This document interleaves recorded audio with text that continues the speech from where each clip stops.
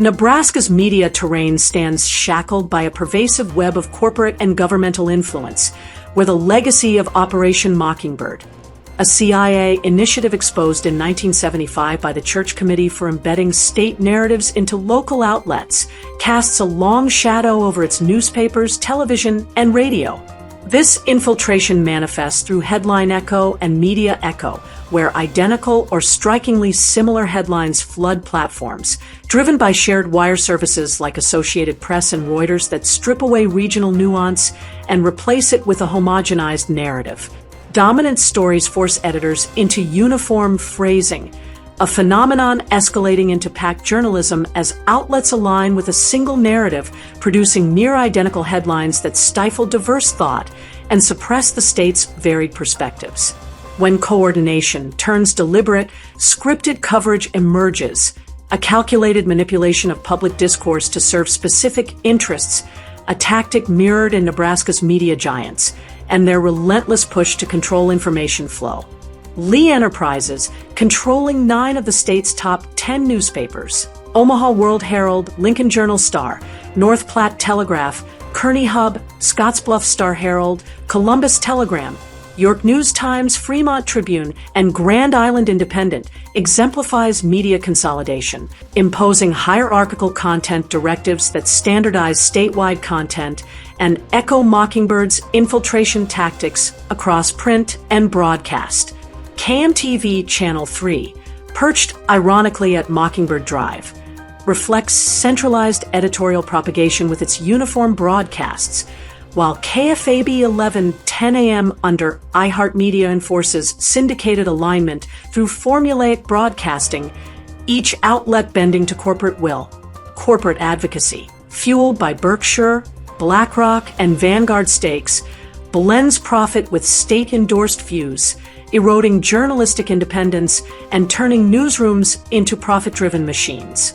The 2022 layoffs across Lee's network and KPTM Fox 42's 2023 news shutdown highlight a cost-cutting frenzy that hollows out newsrooms, forcing reliance on external feeds and amplifying the reliance on centralized control.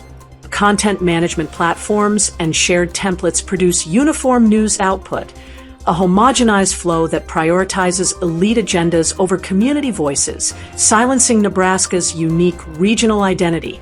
This dominion not only standardizes content, but weaponizes it, transforming outlets into mouthpieces for state policies ranging from health mandates to social engineering, a betrayal that resonates across Nebraska's plains. The Peter Kiewit Foundation's stake in the Omaha World-Herald offers no real counter, nullified by Berkshire's control, leaving local oversight as a hollow gesture. This corporate government nexus subjugates Nebraska's informational freedom, corrupting civic dialogue as readers from Kearney to Columbus ingest sanitized narratives, blind to the machinations at play. The state's media crisis demands a reckoning, as consolidation suffocates the free press, replacing diverse inquiry with monolithic submission and echoing the Mockingbird legacy that once infiltrated America's airwaves. KOLN Channel 10's airwaves and the Lincoln Journal-Star's pages throb with this orchestrated cadence, where local editors bow to corporate edicts, a subjugation that extends from urban Omaha to rural North Platte.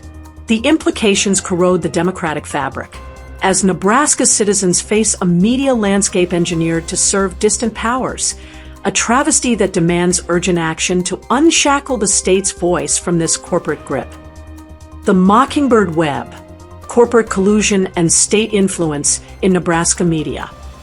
The Mockingbird Web ensnares Nebraska's media, weaving a corporate collusion with state influence that distorts truth through centralized editorial propagation and scripted coverage, a web that stretches across the state's diverse platforms. Lee Enterprises' dominance over 9 newspapers, Omaha World-Herald, Lincoln Journal-Star, North Platte Telegraph, Kearney Hub, Scottsbluff Star-Herald, Columbus Telegram, York News-Times, Fremont Tribune, and Grand Island Independent, reflects a stratified ownership matrix where BlackRock and Vanguard stakes drive corporate advocacy, aligning content with environmental, social, and governance mandates that prioritize profit over local truth. KMTV Channel 3's centralized editorial control, intensified by its Mockingbird Drive location, produces a headline echo, while KFAB 11:10 a.m.'s syndicated alignment under iHeartMedia fosters media echo through orchestrated broadcasts, each outlet a node in this controlled network. Government infiltrators, entrenched in policy circles, steer this collusion via lobbyists and political action committees, ensuring packed journalism amplifies state narratives, from health policies to diversity initiatives, reshaping Nebraska's media into a unified echo chamber.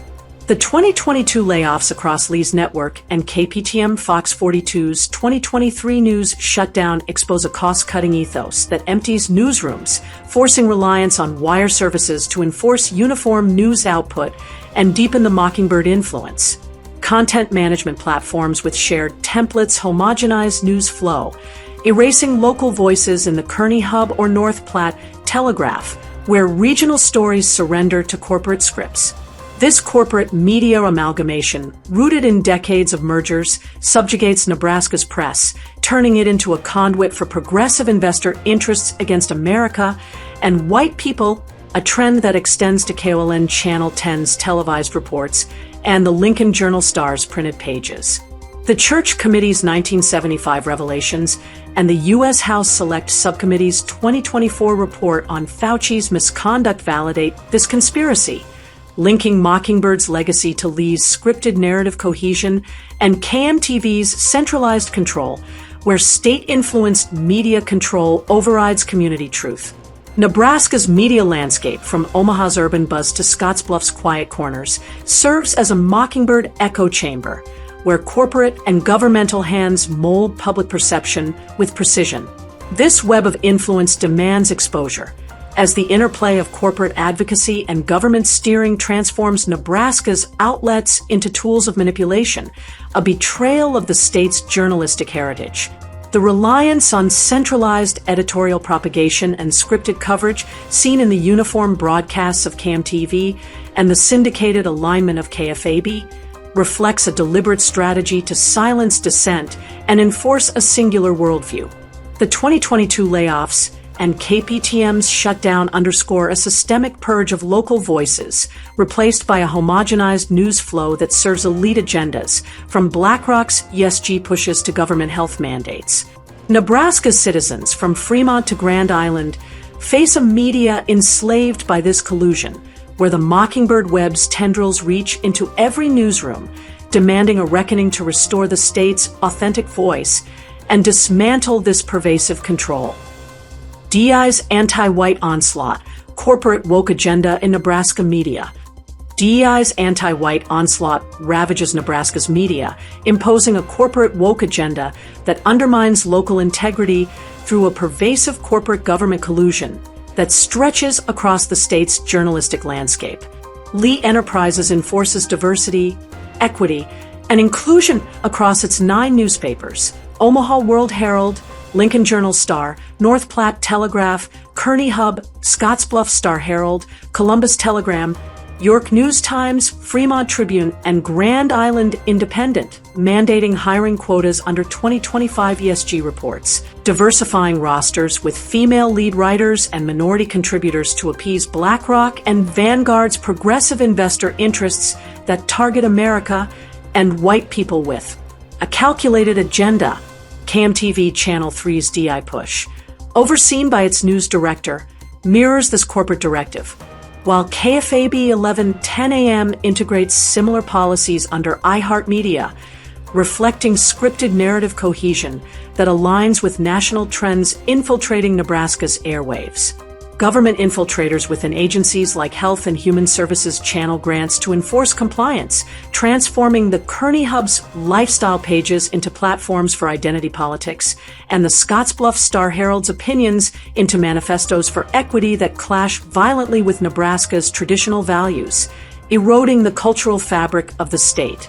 The 2022 layoffs disproportionately ousted white staff across Lee's network, replaced by token hires in the Columbus Telegram and York News-Times, a move that erodes trust among Nebraska's readership and signals a deliberate shift toward a homogenized newsroom culture.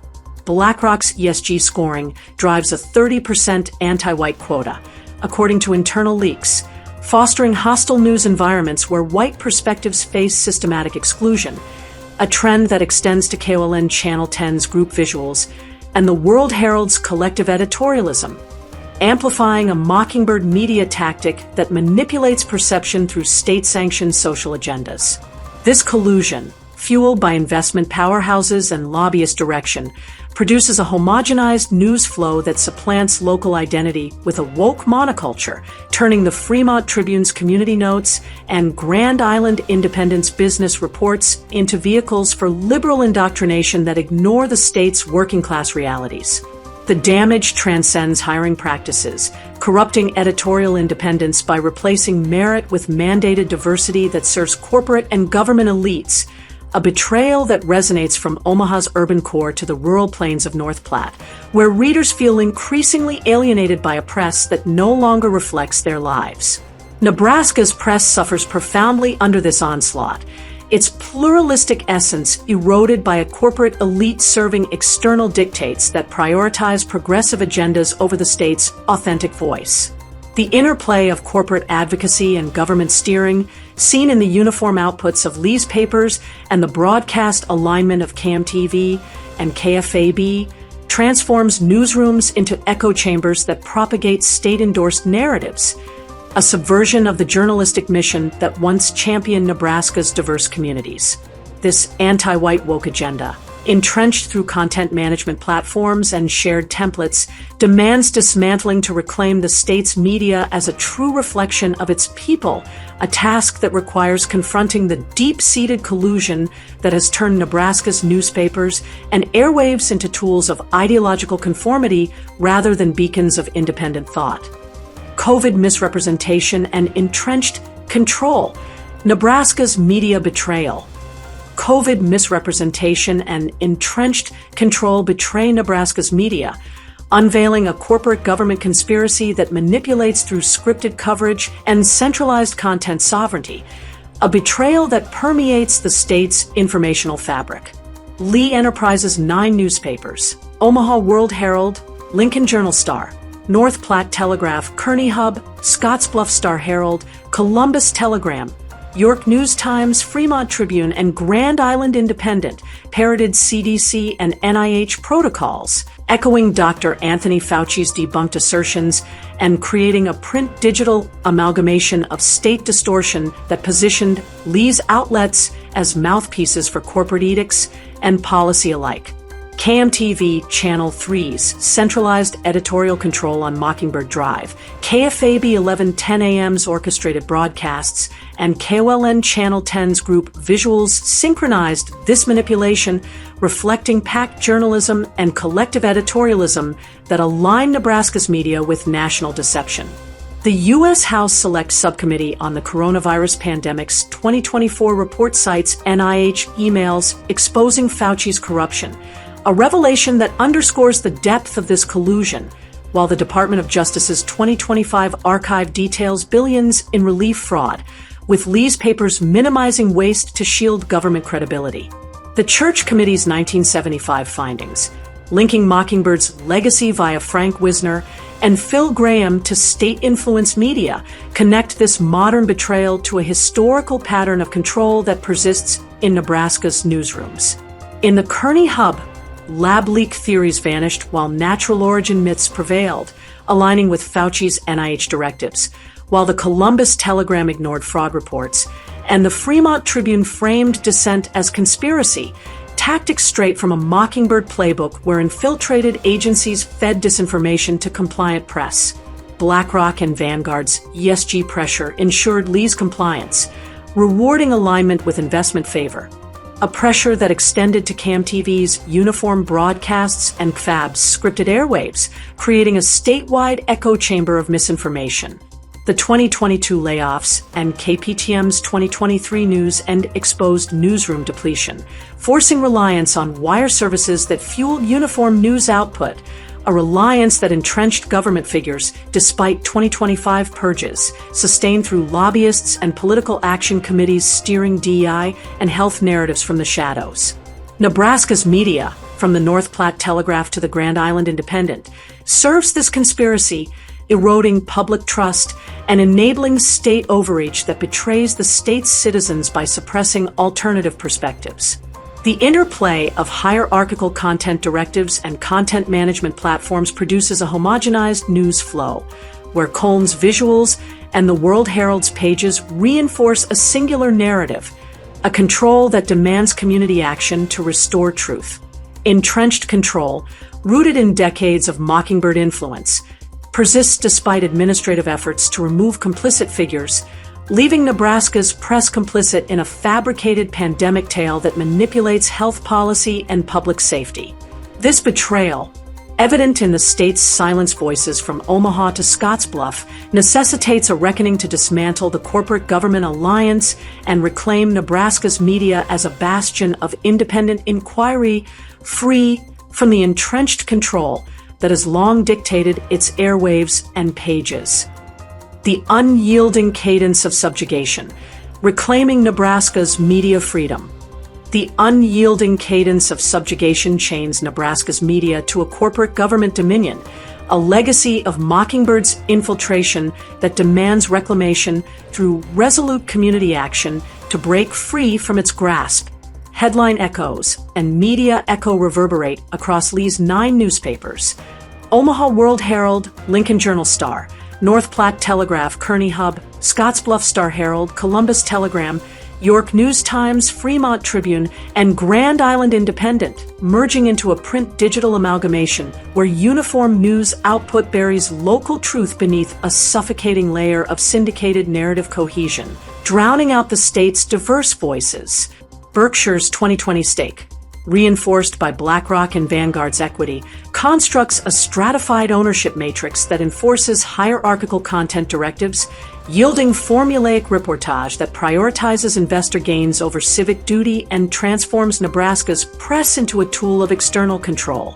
This subjugation extends to KMTV's broadcasts from Mockingbird Drive, KFAB's orchestrated airwaves, and Colnes's group visuals, where corporate influence erodes journalistic independence, turning each platform into a mouthpiece for profit-driven agendas.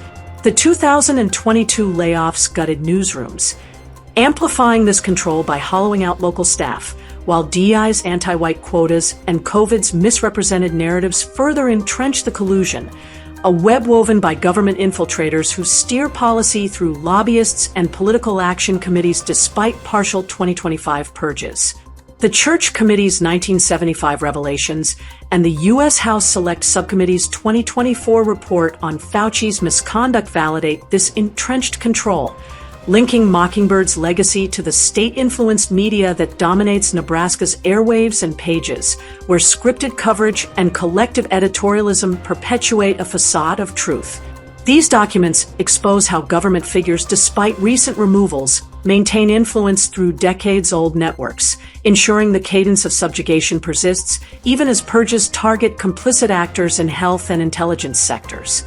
The interplay of corporate advocacy, driven by BlackRock and Vanguard's environmental, social, and governance mandates and state directives, creates a homogenized news flow that suppresses alternative perspectives, from the Kearney Hub's agricultural reports to the North Platte Telegraph's community notes, leaving Nebraska citizens with a media landscape that serves elite interests.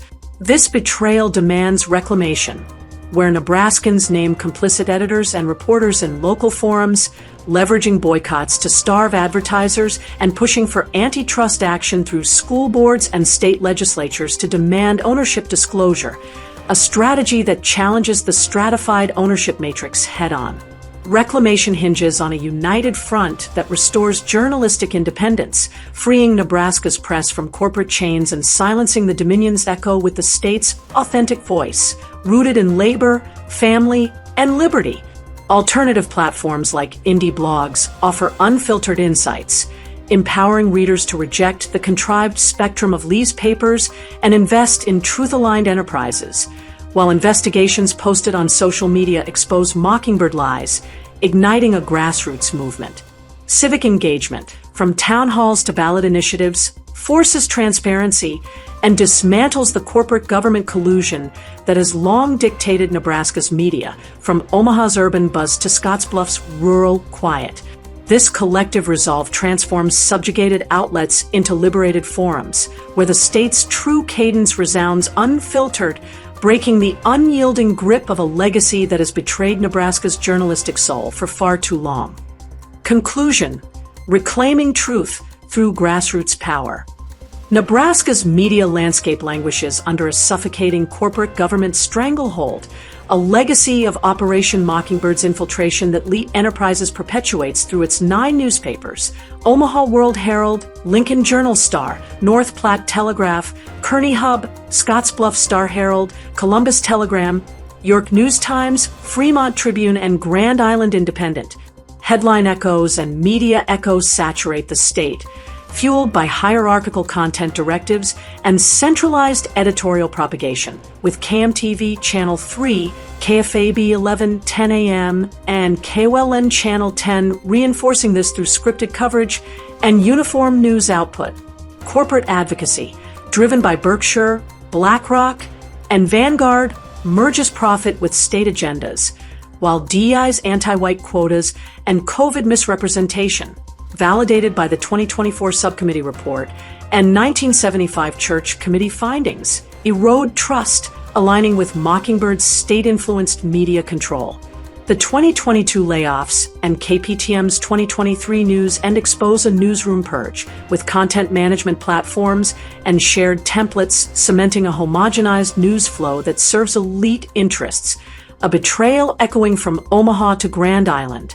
Government infiltrators, despite 2025 purges targeting health and intelligence figures, sustain this collusion through lobbyists and political action committees, ensuring progressive narratives dominate, from the Kearney Hub's suppressed truths to the Fremont Tribune's silenced dissent. The Department of Justice's 2025 archive on relief fraud, minimized by Lee's papers, and the entrenched legacy of Fauci's deceit underscore a systemic corruption that persists even as administrative efforts chip away at the surface. This entrenched control transforms Nebraska's media into a Mockingbird echo chamber, where collective editorialism and PAC journalism bury local voices under state-endorsed lies, a subjugation that demands a grassroots counteroffensive to reclaim the state's informational sovereignty. The Church Committee's historical lens and recent reports expose this betrayal, urging Nebraskans to confront the corporate-state alliance that has long dictated their news. Liberation requires Nebraskans to rally with innovative strategies, spotlighting complicit editors and reporters in public forums, and leveraging consumer power to boycott businesses funding these outlets, forcing economic pressure on Lee and its allies. Digital platforms, local watchdog sites, and national truth networks offer a lifeline, enabling readers to curate their information and invest in independent ventures that reject Lee's contrived uniformity. Community leaders must spearhead civic campaigns, from city councils to state referendums, to enact laws demanding ownership transparency and antitrust action, dismantling the stratified ownership matrix that binds Nebraska's press. This movement empowers every citizen to investigate, publish exposés on social media, and challenge newsrooms directly, transforming passive audiences into active guardians of truth. The 2025 purges signal a crack in the armor, but entrenched actors in newsrooms demand sustained effort to sever Mockingbird's grip, restoring Nebraska's media as a beacon of authentic, unfiltered reporting that honors the state's labor-driven, family-centered, and liberty-loving spirit.